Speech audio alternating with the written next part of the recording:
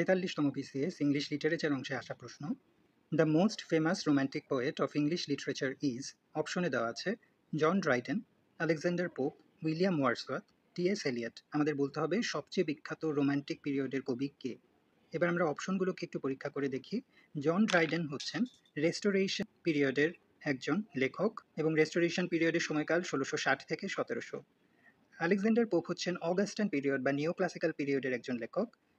Augustan period বা নিও classical পিরিয়ডের সময়কাল 1700 থেকে 1745। টি.এস. এলিয়ট হচ্ছেন একজন মডার্ন পোয়েট এবং তিনি বিংশ শতাব্দীর একজন কবি।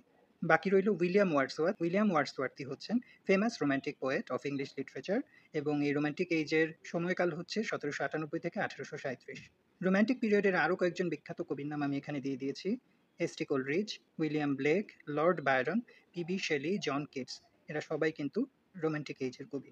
তাহলে এই প্রশ্নের অ্যান্সার হবে উইলিয়াম ওয়ার্ডসওয়ার্থ।